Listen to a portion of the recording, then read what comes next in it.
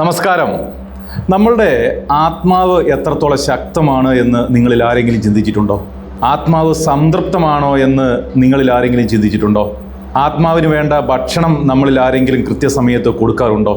ആത്മാവിന് ഭക്ഷണമോ, അതെന്താണത് എന്നല്ലേ നിങ്ങളിൽ ഭൂരിപക്ഷം ആളുകളും ഇപ്പോൾ ചിന്തിച്ചത്? എന്നാൽ കേട്ടോളൂ, നമ്മളുടെ ശരീരത്തെ പരിപാലിക്കുന്നത് പോലെ തന്നെ നമ്മളുടെ ആത്മാവിനെയും നമ്മൾ പരിപാലിക്കണം. അതിനും ഭക്ഷണം നൽകണം. എങ്കിലേ നമ്മളുടെ ആത്മാവ് പരിപൂർണ ആരോഗ്യത്തോടെ ഇരിക്കുകയുള്ളൂ. ആത്മാവിൻ്റെ ആരോഗ്യം ക്ഷയിച്ച് അതിൻ്റെ ശക്തി കുറഞ്ഞു വരുമ്പോഴാണ് നമ്മളുടെ ജീവിതത്തിൽ പലതരത്തിലുള്ള പ്രശ്നങ്ങളും കടന്നു വരുന്നത്, പല തരത്തിലുള്ള പ്രതിസന്ധികളുമൊക്കെ കടന്നു വരുന്നത്. അതിപ്പോൾ ആരോഗ്യ പ്രശ്നങ്ങളാവാം, മറ്റ് സാമ്പത്തിക പ്രശ്നങ്ങളാവാം, നമ്മളുടെ ബന്ധങ്ങളിലുണ്ടാകുന്ന പ്രശ്നങ്ങളാവാം, കരിയറിലുണ്ടാകുന്ന പ്രശ്നങ്ങളാവാം. അങ്ങനെ ഏത് തരത്തിലുള്ള പ്രശ്നങ്ങളായാലും ഇത്തരത്തിലാണ് നമ്മളുടെ ജീവിതത്തിൽ സംഭവിക്കുന്നത് എന്നുള്ളതാണ്. ഇതൊക്കെ നമ്മളുടെ ജീവിതത്തിലേക്ക് കടന്നു വരുന്നത് നമ്മളുടെ ആത്മാവിൻ്റെ എനർജി ക്ഷയിച്ചു പോകുമ്പോഴാണ്. അപ്പോൾ അത്തരത്തിൽ നമ്മളുടെ ആത്മാവിൻ്റെ എനർജി കുറഞ്ഞു പോകുന്നതിൻ്റെ കാരണത്തെക്കുറിച്ചും അതിനെ എങ്ങനെ ശരിയായ ഭക്ഷണം കൊടുത്ത് റീചാർജ് ചെയ്തെടുക്കാം എന്നതിനെ പറ്റിയുമൊക്കെയാണ് ഈ വീഡിയോയിലൂടെ നമ്മൾ അറിയാൻ പോകുന്നത്. അതിനിടയിൽ ഒരു ചെറിയ കാര്യം നിങ്ങളെ എല്ലാവരെയും ഓർമ്മിപ്പിക്കട്ടെ. അടുത്ത ആഴ്ച, അതായത് ഓഗസ്റ്റ് ഫസ്റ്റ് വീക്കിൽ ഈ വിഷയത്തെക്കുറിച്ചും നമ്മളുടെ ശരീരത്തിലെ എനർജി പോയിന്റുകൾ അഥവാ ചക്രാസിനെ കുറിച്ചുമൊക്കെ പ്രതിപാദിച്ചുകൊണ്ട് ഒരു ഫ്രീ വെബിനാർ അല്ലെങ്കിൽ ഓൺലൈൻ ക്ലാസ് സൂം പ്ലാറ്റ്ഫോമിലൂടെ നടത്തുന്നതിന് വേണ്ടി തീരുമാനിച്ചിട്ടുണ്ട്. അതിൻ്റെ കൃത്യമായ തീയതി അടക്കമുള്ള മറ്റ് അപ്ഡേറ്റുകൾ ഈ ചാനലിൻ്റെ കൂട്ടായ്മയായ വാട്സാപ്പ് ഗ്രൂപ്പിലൂടെ അപ്ഡേറ്റ് ചെയ്യുന്നതായിരിക്കും. അപ്പോൾ അത്തരം കാര്യങ്ങളെ പറ്റിയൊക്കെയുള്ള കൃത്യമായ വിവരം ലഭിക്കുവാൻ താല്പര്യമുള്ള ആളുകൾ, ആ ഗ്രൂപ്പിൽ അംഗമാവാത്തവർ ദയവ് ചെയ്ത് ആ ഗ്രൂപ്പിൽ അംഗമാവാൻ ശ്രമിക്കുക. ആ ഗ്രൂപ്പിൻ്റെ ലിങ്ക് ഈ വീഡിയോയുടെ ഡിസ്ക്രിപ്ഷൻ ബോക്സിലും അതുപോലെ തന്നെ കമൻറ്റ് ബോക്സിലും പിൻ ചെയ്ത് വെച്ചിട്ടുണ്ടാവും. താല്പര്യമുള്ള ആളുകൾ ആ ലിങ്കിൽ ടച്ച് ചെയ്ത് ഗ്രൂപ്പിൽ അംഗമാകാൻ ശ്രമിക്കുക. അപ്പോൾ നമ്മൾ പറഞ്ഞു വന്നത് നമ്മളുടെ ആത്മാവിൻ്റെ ചാർജ് അല്ലെങ്കിൽ എനർജി എത്രത്തോളം ഉണ്ട് എന്ന് എങ്ങനെ നമുക്ക് തിരിച്ചറിയാം എന്നതിനെ പറ്റിയായിരുന്നു. സാധാരണ നമ്മളുടെ നാട്ടിലൊക്കെ പറഞ്ഞു വരുന്ന ഒരു ചൊല്ലില്ലേ, അവിഹിതം ഉണക്കമീൻ പോലെയാണ് നാട്ടിലെല്ലായിടത്തും നാറിയതിന് ശേഷമേ നമ്മളുടെ മൂക്കിലേക്ക് ആ നാറ്റമടിക്കൂ എന്ന്. ഇതും ഏകദേശം ഏതാണ്ട് അതുപോലെ തന്നെയാണ്. നമ്മളുടെ ആത്മാവിൻ്റെ ശക്തി ഏകദേശം കുറഞ്ഞ് എല്ലാം തകർന്ന് തരിപ്പണമായതിനു ശേഷം മാത്രമേ നമ്മൾ അതിനെപ്പറ്റി ചിന്തിക്കുകയും അറിയുകയും ചെയ്യുകയുള്ളൂ എന്നുള്ളതാണ്. അങ്ങനെ തിരിച്ചറിഞ്ഞു കഴിഞ്ഞാൽ പിന്നെ അതിനുള്ള പരിഹാരം തേടിയുള്ള പരക്കം പാച്ചിലുകളാണ്, ഓട്ടപ്പാച്ചിലുകളാണ്. ജ്യോത്സ്യന്മാരെ കാണാൻ പോകുന്നു, ഗുരുക്കന്മാരെ അല്ലെങ്കിൽ സിദ്ധന്മാരെ തപ്പിയിറങ്ങുന്നു, വിവിധ ആരാധനാലയങ്ങളിൽ മാറി കയറി ഇറങ്ങുന്നു. അങ്ങനെ ആകെ പരിഭ്രാന്തരായി ഓടി നടക്കുകയായിരിക്കും. എന്നാൽ വിവേകമുള്ളവരായ നമ്മൾ ശരിക്കും അങ്ങനെയാണോ ചെയ്യേണ്ടത്? അത്തരത്തിൽ നമ്മളുടെ ആത്മാവിൻ്റെ ശക്തി ക്ഷയിച്ചു കുറഞ്ഞു വരുന്നത് ആദ്യം നമ്മൾ തന്നെയല്ലേ അറിയേണ്ടതും അതിനുവേണ്ട പരിഹാര മാർഗങ്ങൾ തേടേണ്ടതും. അല്ലാതെ എല്ലാം തകർന്ന് തരിപ്പണമായതിനു ശേഷമല്ലല്ലോ നമ്മൾ ഇതിനെപ്പറ്റി തിരിച്ചറിയേണ്ടത്. അപ്പോൾ മറ്റൊരു വിഷയം വരുന്നത്, നമ്മളുടെ ആത്മാവിന് ചാർജ് ഉണ്ടോ അതോ ചാർജ് കുറഞ്ഞു വരികയാണോ എന്ന് എങ്ങനെ തിരിച്ചറിയാം എന്നുള്ളതാണ്, അല്ലേ? അതിന് ആദ്യം വേണ്ടത് നമ്മളുടെ ചുറ്റുമുള്ളവരുടെ ആത്മാവിന് എത്രത്തോളം ചാർജ് ഉണ്ട്, ഏത് തരം കൂട്ടുകെട്ടിലാണ് നമ്മൾ അധിക സമയം ഇരിക്കേണ്ടത് എന്നിങ്ങനെയുള്ള കാര്യങ്ങൾ തിരിച്ചറിയുക എന്നുള്ളതാണ്. ശരിക്കും പറഞ്ഞാൽ ചാർജ് ഇല്ലാത്ത ആത്മാക്കളുമായുള്ള കൂട്ടുകെട്ടിൽ നമ്മൾ കുരുങ്ങിക്കിടക്കുകയാണോ? ഇനി അഥവാ അങ്ങനെ നമ്മൾ കുരുങ്ങിക്കിടക്കുകയാണെങ്കിൽ തീർച്ചയായും നമ്മളുടെയും ചാർജ് കുറഞ്ഞു തുടങ്ങും എന്നുള്ളതാണ്. ഇത് ശരിക്കും ലളിതമായ ഒരു ശാസ്ത്രമാണ്. നിങ്ങളുടെ ആത്മാവ് ഒരു ഡിസ്ചാർജ്ഡായ ഒരു ആത്മാവുമായി കണക്റ്റഡായി പോയാൽ, അല്ലെങ്കിൽ നിങ്ങളുടെ ബാറ്ററി ഒരു ഡിസ്ചാർജ്ഡായ ചാർജ് ഇല്ലാത്ത ഒരു ബാറ്ററിയുമായി കണക്റ്റഡ് ആയാൽ നിങ്ങൾക്ക് പോലും മനസ്സിലാവാതെ വരും ശരിക്കും എന്താണ് സംഭവിക്കുന്നത് എന്ന്. എന്തുകൊണ്ടാണ് പഴയതുപോലെ സന്തോഷമില്ലാത്തത്? എന്തുകൊണ്ടാണ് പഴയതുപോലെ ഒന്നിലും സംതൃപ്തി കിട്ടാത്തത്? എന്തുകൊണ്ടാണ് നിസ്സാര കാര്യങ്ങൾക്ക് പോലും ഭയമുണ്ടാവുന്നത്? എന്തുകൊണ്ടാണ് നിസ്സാര കാര്യങ്ങൾക്ക് പോലും ദേഷ്യം വരുന്നത്? എന്നാൽ മനസ്സിലാക്കിക്കോ, ഇതൊക്കെ ഡിസ്ചാർജ്ഡായ ആത്മാക്കളുടെ ലക്ഷണങ്ങളാണ്. എന്നാൽ ഇതൊക്കെ തിരിച്ചറിഞ്ഞാലും ഇന്നത്തെ നമ്മളുടെ ചുറ്റുപാടിൽ നമ്മൾ ജീവിക്കുന്ന സാഹചര്യത്തിൽ ആരും സ്വയം ചാർജ്ഡ് ആവാൻ ശ്രമിക്കുന്നേയില്ല എന്നുള്ളതാണ് യഥാർത്ഥ വസ്തുത. നമ്മുടെ വീട്ടിലായാലും പുറത്തെവിടെയായാലും ഓഫീസിലായാലും അവിടെയൊക്കെ ഒരു കൂട്ടായ എനർജിയുണ്ട്. അതിനൊരു ഉദാഹരണം പറഞ്ഞാൽ, എപ്പോഴൊക്കെയാണോ നമ്മൾ വിവിധ ആരാധനാലയങ്ങൾ, അതിപ്പോൾ അമ്പലങ്ങളിലാവാം, വിവിധ പള്ളികളിലാവാം, എവിടെയൊക്കെ പോയാലും അവിടെയൊക്കെ ചെന്ന് കഴിയുമ്പോൾ, അവിടെ കുറച്ച് സമയം ചെലവഴിച്ച് കഴിയുമ്പോൾ നമ്മൾക്ക് നല്ല ഫീലിങ്സ് ഉണ്ടാവാറില്ലേ? നമ്മൾ നന്നായി റിലാക്സ്ഡ് ആവാറില്ലേ? നമുക്ക് ഒരു ശാന്തിയും സമാധാനവും സന്തോഷവും ഒക്കെ തോന്നാറില്ലേ? അതിൻ്റെ കാരണം മറ്റൊന്നുമല്ല, അവിടെയുള്ള ഊർജം നമ്മളിലേക്ക് ചാർജ് ആവുന്നതാണ്. ഇനി അടുത്തതായി നമ്മളുടെ ആത്മാവിൻ്റെ ഊർജം അല്ലെങ്കിൽ വൈകാരിക ആരോഗ്യം എത്രത്തോളം ഉണ്ട് എന്ന് അളക്കുന്നതിൻ്റെ മാനദണ്ഡം എന്താണെന്ന് പരിശോധിക്കാം. അതിലേറ്റവും പ്രധാനപ്പെട്ടത്, നമ്മൾക്ക് ഒരു പ്രത്യേക സാഹചര്യം ഉണ്ടാകുമ്പോൾ അല്ലെങ്കിൽ ഒരു പ്രശ്നങ്ങൾ ഉണ്ടാകുമ്പോൾ നമ്മൾ അതിനോട് എങ്ങനെ പ്രതികരിക്കുന്നു എന്നത് നോക്കിയിട്ട് നമ്മളുടെ ആത്മാവിൻ്റെ എനർജി എത്രയുണ്ട് അല്ലെങ്കിൽ വൈകാരിക ആരോഗ്യം എത്രയുണ്ട് എന്ന് നമുക്ക് തിരിച്ചറിയാൻ സാധിക്കും എന്നുള്ളതാണ്. ആരെങ്കിലും നമ്മളോട് ഒരിക്കൽ മോശമായി പെരുമാറിയാൽ അവരോട് നമ്മൾ എങ്ങനെ തിരിച്ചു പ്രതികരിക്കുന്നു എന്ന് സ്വയം ചിന്തിക്കുക. ഇതാണ് നമ്മളുടെ ആത്മാവിൻ്റെ എനർജി പരിശോധിക്കാനുള്ള ഏറ്റവും പ്രധാനപ്പെട്ട ഒരു മാർഗം. അതായത് നമ്മളുടെ ജീവിതത്തിൽ ഒരു പ്രശ്നം വരുമ്പോൾ, ഒരു പ്രതിസന്ധി വരുമ്പോൾ അതിനോട് നമ്മൾ ഏത് തരത്തിലാണ് പ്രതികരിക്കുന്നത്, എങ്ങനെയാണ് അതിനെ കൈകാര്യം ചെയ്യുന്നത് എന്ന ഒറ്റ കാര്യം പരിശോധിച്ചാൽ നമുക്ക് മനസ്സിലാവും നമ്മളുടെ വൈകാരിക ആരോഗ്യം എത്രത്തോളം ഉണ്ട് എന്ന്. അത്തരം സാഹചര്യങ്ങളിൽ നമ്മൾ ശാന്തരായി അനാവശ്യമായ എടുത്തുചാട്ടങ്ങളോ ഒച്ചപ്പാടുകളോ ബഹളങ്ങളോ ഒന്നുമില്ലാതെ കൈകാര്യം ചെയ്യുകയായിരുന്നോ ചെയ്തിരുന്നത്? അതോ ഭയപ്പെട്ട്, ദേഷ്യപ്പെട്ട്, സങ്കടപ്പെട്ട് അതിനെ വഷളാക്കുകയായിരുന്നോ ചെയ്തിരുന്നത്? സ്വയം ഒന്ന് ആലോചിച്ച് നോക്കിക്കേ. അതിന് വേണമെങ്കിൽ നിങ്ങളുടെ ജീവിതത്തിൽ അവസാനമായി സംഭവിച്ച ഒരു പ്രതിസന്ധി അല്ലെങ്കിൽ എന്തെങ്കിലും ഒരു കാര്യം നിങ്ങൾ മനസ്സിലൊന്ന് വിഷ്വലൈസ് ചെയ്തേ. അതിപ്പോൾ അത്ര വലുതായിക്കൊള്ളണമെന്നൊന്നുമില്ല. നിങ്ങളോട് ആരെങ്കിലും ഒന്ന് മോശമായി പെരുമാറിയതോ എന്തെങ്കിലും പ്രശ്നങ്ങളോ അങ്ങനെ എന്തെങ്കിലും സംഭവിച്ചത് ഒന്ന് ആലോചിച്ച് നോക്കിക്കേ. ആ സാഹചര്യത്തിൽ നിങ്ങൾ എങ്ങനെയായിരുന്നു പെരുമാറിയത് എന്ന് സ്വയം പരിശോധിച്ചാൽ മനസ്സിലാവും നിങ്ങളുടെ ആത്മാവ് എത്രത്തോളം എനർജൈസ്ഡ് ആണ്, അല്ലെങ്കിൽ നിങ്ങൾ എത്രത്തോളം വൈകാരികമായി ആരോഗ്യമുള്ള ആളാണ് എന്ന്. അപ്പോൾ നമ്മൾ അങ്ങനെ അതിനെ വിശകലനം ചെയ്താൽ വൈകാരികമായി ആരോഗ്യം കുറവുള്ളയാൾ എന്തായിരിക്കും സ്വാഭാവികമായും ചെയ്തിട്ടുണ്ടാവുക? എങ്ങനെയായിരിക്കും പ്രതികരിച്ചിട്ടുണ്ടാവുക? ആകെ അസ്വസ്ഥനായിട്ടുണ്ടാവും, പ്രക്ഷുബ്ധനായിട്ടുണ്ടാവും, ഭയപ്പെട്ടിട്ടുണ്ടാവും, ആകെ സ്ട്രെസ്ഡായി സമ്മർദ്ദത്തിലായിട്ടുണ്ടാവും അല്ലേ? സംസാര ശൈലിക്കൊക്കെ ആകെ മാറ്റം വന്നിട്ടുണ്ടാവും അല്ലേ? ഒന്നുകിൽ മറ്റാരുടെയെങ്കിലും മേൽ പഴിചാരിയിട്ടുണ്ടാവും, അല്ലെങ്കിൽ ആ സാഹചര്യത്തെ കുറ്റപ്പെടുത്തിയിട്ടുണ്ടാവും അല്ലേ? ഇതൊക്കെയാവും സാധാരണ സംഭവിച്ചിട്ടുണ്ടാവുക. എന്നാൽ ഇതിനേക്കാളൊക്കെ ഉപരിയായി മറ്റൊരു കാര്യം സംഭവിച്ചിട്ടുണ്ടാവാൻ സാധ്യതയുള്ളത് എന്താണെന്നറിയാമോ? ഇത്തരം സന്ദർഭങ്ങളിൽ ആത്മാവിൻ്റെ എനർജി ഏറ്റവും കുറഞ്ഞിരിക്കുന്ന ആളുകൾ ഏറ്റവും മോശം കാര്യങ്ങൾ മാത്രം സങ്കല്പിച്ചിട്ടുണ്ടാവും, ചിന്തിച്ചിട്ടുണ്ടാവും എന്നുള്ളതാണ്.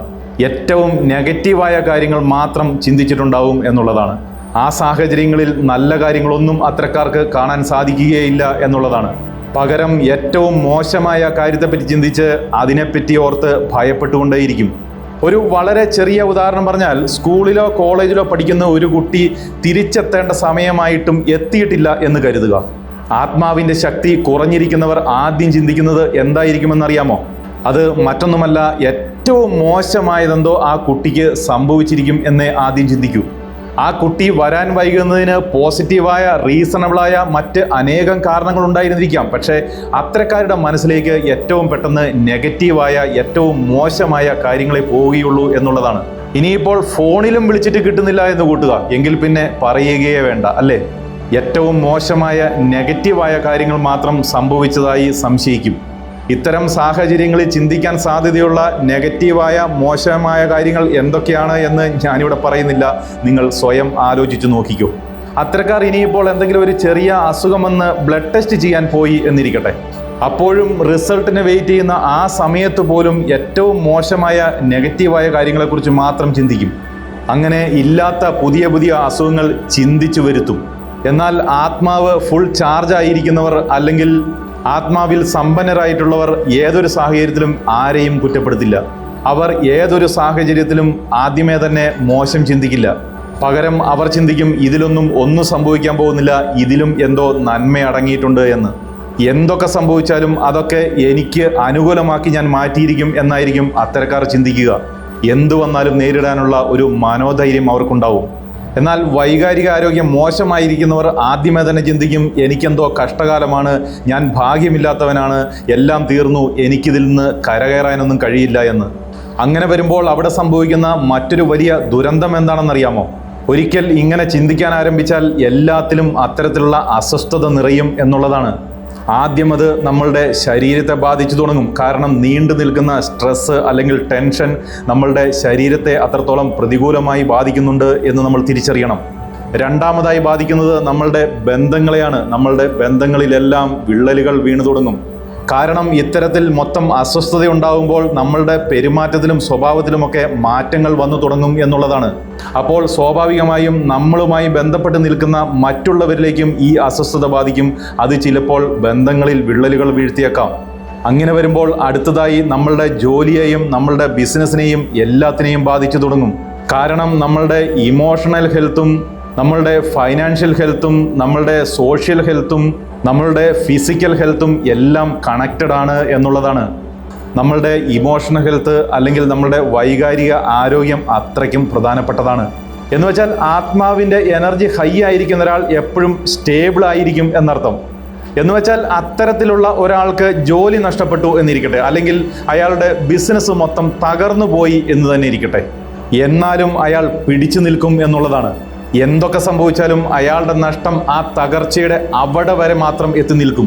എന്ന് വെച്ചാൽ അതിനപ്പുറത്തേക്ക് അയാളുടെ ശാരീരിക ആരോഗ്യത്തെയും സാമൂഹ്യ ആരോഗ്യത്തെയും മറ്റ് ബന്ധങ്ങളുടെ ആരോഗ്യത്തെയും ഒന്നും ബാധിക്കാത്ത തരത്തിൽ അതിനെ പിടിച്ചു നിർത്താൻ സാധിക്കും എന്നുള്ളതാണ്. അങ്ങനെ ഇമോഷണലി സ്ട്രോങ് ആയി ശാന്തമായി പിടിച്ചു നിൽക്കാൻ സാധിക്കുന്ന ആൾക്ക് അയാൾക്ക് നഷ്ടപ്പെട്ടതിൻ്റെ 10 ഇരട്ടി തിരിച്ചു പിടിക്കാനും സാധിക്കും എന്നുള്ളതാണ്. പകരം ആരോഗ്യവും നശിച്ചു, ബന്ധങ്ങൾ നശിച്ചു, മറ്റെല്ലാ തരത്തിലും നഷ്ടങ്ങൾ സംഭവിച്ചതിന് ശേഷം ആദ്യത്തെ നഷ്ടം തിരിച്ചു പിടിക്കാനുള്ള ശേഷി അയാൾക്കുണ്ടാവില്ലല്ലോ. ഞാൻ എപ്പോഴും പറയാറുള്ള ഒരു കാര്യം വീണ്ടും ഞാനിവിടെ ഓർമ്മിപ്പിക്കുന്നു. പുറം ലോകം നമ്മളുടെ നിയന്ത്രണത്തിലല്ല. നമ്മളുടെ നിയന്ത്രണത്തിലുള്ളത് നമ്മളുടെ കാര്യങ്ങൾ മാത്രമാണ്. ആ കാര്യങ്ങളോട് നമ്മൾ എങ്ങനെ പ്രതികരിക്കുന്നു എന്നുള്ളത് മാത്രമാണ് പൂർണ്ണമായും നമ്മളുടെ കൺട്രോളിലുള്ളത്.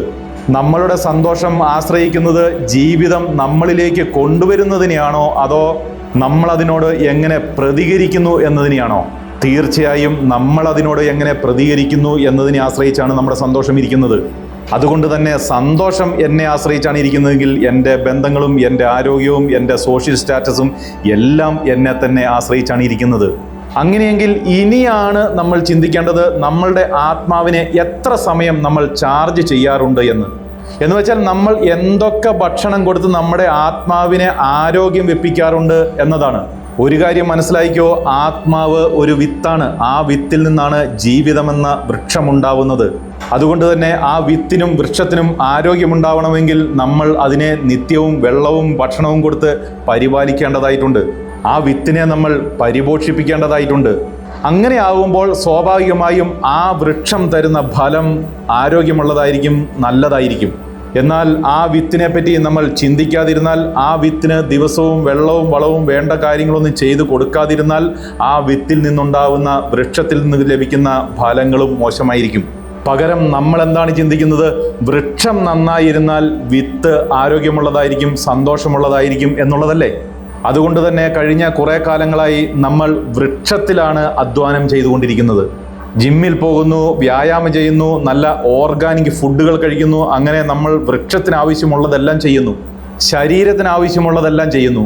എന്നാൽ നമ്മുടെ അച്ഛനപ്പൂപ്പന്മാർ ഇതൊന്നും ചെയ്യാതെ തന്നെ അവർ പൂർണ്ണ ആരോഗ്യവാന്മാരായിരുന്നു. അതാണ് കഴിഞ്ഞ 10-35 വർഷങ്ങളായി നമ്മളുടെ പുറം ലോകത്ത് സംഭവിച്ചത്. ലോകത്ത് പുതിയ പുതിയ കാര്യങ്ങൾ വന്നു, പുതിയ പുതിയ ടെക്നോളജികൾ വന്നു. അപ്പോൾ സ്വാഭാവികമായും നമ്മൾ അതിലോട്ട് ബിസിയായി നമ്മളുടെ ആത്മാവിൻ്റെ കാര്യങ്ങൾ ശ്രദ്ധിക്കാൻ സമയമില്ലാണ്ടായി.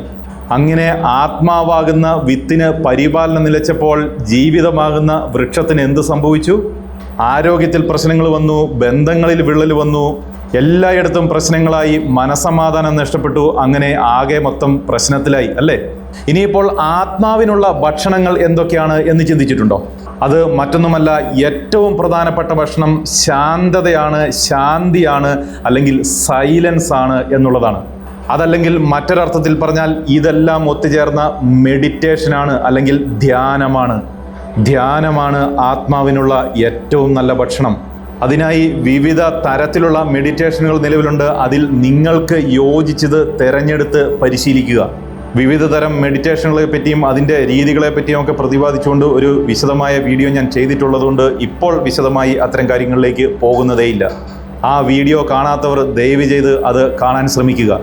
രണ്ടാമതായി, ആത്മാവിന് ഏറ്റവും ഇഷ്ടപ്പെട്ട ഏറ്റവും പ്രധാനപ്പെട്ട ഒരു ഭക്ഷണം എന്താണെന്നറിയാമോ? അത് മറ്റൊന്നുമല്ല, നല്ല നല്ല അറിവുകളാണ്. പ്രത്യേകിച്ചും ആത്മീയതയുമായി ബന്ധപ്പെട്ട അറിവുകൾ. അതുകൊണ്ട് തന്നെ ആത്മീയതയുമായി ബന്ധപ്പെട്ട വിഷയത്തിലുള്ള പുസ്തകങ്ങൾ വായിക്കുക, അത്തരത്തിലുള്ള നല്ല നല്ല വീഡിയോസ് കാണുക, നല്ല നല്ല ആത്മീയ ഗുരുക്കന്മാരെ കണ്ടെത്തുക, അവരിൽ നിന്നൊക്കെ നല്ല നല്ല അറിവുകൾ സമ്പാദിക്കുക എന്നുള്ളതാണ് മാർഗം. മറ്റൊന്ന്, നമ്മളുടെ സൗഹൃദങ്ങൾ നിരീക്ഷിച്ച് നല്ല പോസിറ്റിവിറ്റിയുള്ള ആളുകളുമായി മാത്രം നിരന്തരമുള്ള അടുത്ത ബന്ധങ്ങൾ അല്ലെങ്കിൽ ഇടപെടലുകളിൽ ഏർപ്പെടാൻ ശ്രമിക്കുക എന്നുള്ളതാണ്. എപ്പോഴും പോസിറ്റീവായ കാര്യങ്ങൾ മാത്രം ചിന്തിക്കുക, പറയുക, പ്രവർത്തിക്കുക. പോസിറ്റീവായ ആളുകളുമായിട്ടുള്ള സത്സംഗങ്ങൾ സ്ഥാപിക്കുക. അടുത്തതായി മറ്റൊരു പ്രധാനപ്പെട്ട കാരണം പോസിറ്റീവായ അഫിർമേഷനുകൾ എപ്പോഴും പറഞ്ഞുകൊണ്ടേയിരിക്കുക എന്നുള്ളതാണ്. ഇത്തരത്തിലുള്ള പോസിറ്റീവ് അഫർമേഷനുകൾ നമ്മളുടെ ആത്മാവിന് വേണ്ട ഏറ്റവും നല്ല ഭക്ഷണമാണ്. എന്നാൽ ഞാൻ ഈ പറഞ്ഞ എല്ലാ കാര്യങ്ങളിലും വെച്ച് ഏറ്റവും പ്രധാനപ്പെട്ടത് എപ്പോഴും മനസ്സിൽ നന്മ നിറയ്ക്കുക, അല്ലെങ്കിൽ നമ്മളുടെ പ്രവൃത്തികളിൽ നന്മ നിറയ്ക്കുക എന്നുള്ളതാണ്. ഓർമ്മിക്കുക, ആത്മാവിന് ഏറ്റവും ഇഷ്ടപ്പെട്ട ഭക്ഷണം നമ്മൾ ചെയ്യുന്ന അല്ലെങ്കിൽ നമ്മളിലുള്ള നന്മകളാണ്. അപ്പോൾ ഈ വീഡിയോ എല്ലാവർക്കും ഉപകാരപ്പെടട്ടെ എന്ന് ആശംസിക്കുന്നു. എല്ലാ ആളുകൾക്കും തങ്ങളുടെ ആത്മാവിനെ ഫുൾ ചാർജഡായി നിലനിർത്താൻ എപ്പോഴും സാധിക്കട്ടെ എന്ന് ആശംസിക്കുന്നു. ഈ വീഡിയോ നിങ്ങൾക്ക് ഇഷ്ടപ്പെട്ടെങ്കിൽ തീർച്ചയായും ലൈക്ക് ചെയ്യുക. ഈ വീഡിയോയെ പറ്റിയുള്ള അഭിപ്രായങ്ങൾ നിങ്ങളുടെ കമൻറ്റ് ബോക്സിൽ രേഖപ്പെടുത്തുക. നിങ്ങളുടെ ജീവിതാനുഭവങ്ങൾ, ഇതേ മേഖലയുമായി ബന്ധപ്പെട്ടുള്ള ജീവിതാനുഭവങ്ങൾ നിങ്ങളുടെ കമൻറ്റ് ബോക്സിൽ രേഖപ്പെടുത്തുക. ഈ ചാനൽ സബ്സ്ക്രൈബ് ചെയ്യാതെയാണ് ഈ വീഡിയോ കണ്ടുകൊണ്ടിരിക്കുന്നതെങ്കിൽ ദയവ് ചെയ്ത് ചാനൽ സബ്സ്ക്രൈബ് ചെയ്യുക. അപ്പോൾ മറ്റൊരു വീഡിയോയുമായി തൊട്ടടുത്ത ദിവസം കാണും വരെ നന്ദി, നമസ്കാരം.